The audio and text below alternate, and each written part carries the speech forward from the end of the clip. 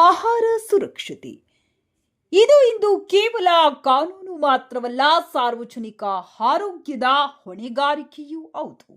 ಈ ಹಿನ್ನೆಲೆಯಲ್ಲಿ ಬಳ್ಳಾರಿ ಜಿಲ್ಲೆಯಲ್ಲಿ ಆಹಾರ ಸುರಕ್ಷತೆ ಬಗ್ಗೆ ಜಾಗೃತಿ ಮೂಡಿಸುವ ಉದ್ದೇಶದಿಂದ ಆಹಾರ ಸುರಕ್ಷತೆ ಮತ್ತು ಗುಣಮಟ್ಟ ಪ್ರಾಧಿಕಾರದ ಅಧೀನದಲ್ಲಿ ಆಹಾರ ಸುರಕ್ಷತೆ ತರಬೇತಿ ಪ್ರಮಾಣಪತ್ರ ಕಾರ್ಯಾಗಾರವನ್ನು ಬಳ್ಳಾರಿ ನಗರದ ಪೃಥ್ವಿರಾಜ್ ಸಭಾಂಗಣದಲ್ಲಿ ಆಯೋಜಿಸಲಾಗಿತ್ತು. ಒಂದು ದಿನದ ಮಟ್ಟಿಗೆ ನಡೆದ ಈ ಕಾರ್ಯಾಗಾರದಲ್ಲಿ ಜಿಲ್ಲೆಯ ವಿವಿಧ ರೈಸ್ ಮಿಲ್ ಮಾಲೀಕರು ಭಾಗವಹಿಸಿ ಆಹಾರ ಸುರಕ್ಷತೆ ಕುರಿತಂತೆ ಅಗತ್ಯವಾದ ತರಬೇತಿಯನ್ನ ಪಡೆದರು.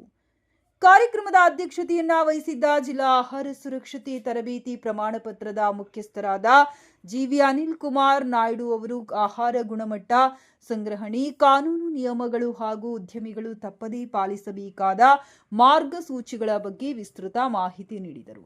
ವೇಳೆ ತರಬೇತುದಾರರಾದ ಸವಿತಾ ಭರಮಗೌಡ್ರು, ಜಿಲ್ಲಾ ಸಹ ಸಂಯೋಜಕಿ ಪ್ರಿಯಾಂಕಾ ಬಿಎಸ್, ತಾಂತ್ರಿಕ ಸಲಹೆಗಾರ ರಮೇಶ್ ಎಂಪಿ, ಸಿಬ್ಬಂದಿ ಮೇಲ್ವಿಚಾರಕ ಮಹೇಶ್ ಕುಮಾರ್ ಮತ್ತು ಸಿಬ್ಬಂದಿಗಳಾದ ಯರಿಸ್ವಾಮಿ, ವೀರೇಂದ್ರ ಕಾರ್ಯಕ್ರಮದಲ್ಲಿ ಸಕ್ರಿಯವಾಗಿ ಭಾಗವಹಿಸಿದ್ದರು. ಕಾರ್ಯಾಗಾರದಲ್ಲಿ ಭಾಗವಹಿಸಿದ ಉದ್ಯಮದಾರರು ತಮ್ಮ ಅನುಭವಗಳನ್ನು ಹಂಚಿಕೊಂಡು ಆಹಾರ ಸುರಕ್ಷತೆ ತರಬೇತಿ ಅಗತ್ಯತೆಯನ್ನ ಒತ್ತಿ ಹೇಳಿದರು. ಈ ಮೂಲಕ ಅಧಿಕಾರಿಗಳು ಜಿಲ್ಲೆಯ ಎಲ್ಲ ಆಹಾರ ಉದ್ಯಮದಾರರಿಗೆ ಆಹಾರ ಸುರಕ್ಷತೆ ಮತ್ತು ಗುಣಮಟ್ಟ ಪ್ರಾಧಿಕಾರದಿಂದ ನೋಂದಣಿ ಹಾಗೂ ಪರವಾನಗಿ ಪಡೆಯುವುದು ಕಡ್ಡಾಯ ಎಂದು ಸ್ಪಷ್ಟವಾಗಿ ತಿಳಿಸಿದರು. ಅದರ ಜೊತೆಗೆ ಫಾಸ್ಟ್ಯಾಗ್ ಆಹಾರ ಸುರಕ್ಷತೆ ತರಬೇತಿಯನ್ನು ಕಡ್ಡಾಯವಾಗಿ ಪಡೆದುಕೊಳ್ಳುವ ಮೂಲಕ ಗುಣಮಟ್ಟದ ಆಹಾರವನ್ನು ಸಾರ್ವಜನಿಕರಿಗೆ ಒದಗಿಸಬೇಕೆಂದು ಮನವಿ ಮಾಡಿದರು. ಒಟ್ಟಿನಲ್ಲಿ ಆಹಾರ ಗುಣಮಟ್ಟ ಆರೋಗ್ಯದ ಭರವಸೆ ಎನ್ನುವ ಸಂದೇಶದೊಂದಿಗೆ ತರಬೇತಿ ಕಾರ್ಯಾಗಾರ ಯಶಸ್ವಿಯಾಗಿ ಮುಕ್ತಾಯವಾಯಿತು.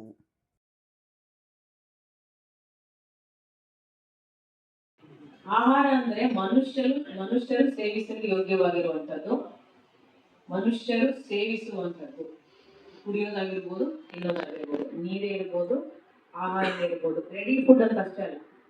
ಇವಾಗ ನಾವು ರೆಡಿಯಾಗಿ ತಟ್ಟೆಯಲ್ಲಿ ಹಾಕಿ ಕೊಟ್ಟು ರೆಡಿಮೇಡ್ ನಾವು ತಿನ್ನಕ್ಕೆ ಸಿದ್ಧ ಆಹಾರ ಅಂತ ಹೇಳ್ತೀವಿ ಅಥವಾ ತಾಜಾ ಆಹಾರ ಅಂತ ಹೇಳ್ತೀವಿ. ಅದಷ್ಟೇ ಆಹಾರ ಅಂತ ಹೇಳಲ್ಲ. ಕಾನೂನಿನ ಭಾಷೆಯಲ್ಲಿ ಹೇಳ್ತಾರೆ, FSSAI ಭಾಷೆಯಲ್ಲಿ ಆಹಾರ ಅಂತ ಹೇಳಿದ್ರೆ ಅದು ಯಾವುದೇ ಫಾರ್ಮ್ ಅಲ್ಲಿ ಇರಲಿ, ಯಾವುದೇ ರೀತಿಯಲ್ಲಿ ಇರಲಿ, ಕಚ್ಚಾ ವಸ್ತು ಆಗಿರ್ಬೋದು, ಆಹಾರವನ್ನು ಅರ್ಧಂಬರ್ಧ ನಾವು ರೆಡಿ ಮಾಡಿರ್ಬೋದು ಅಥವಾ ಪೂರ್ತಿ ರೆಡಿ ಆಗಿರ್ಬೋದು.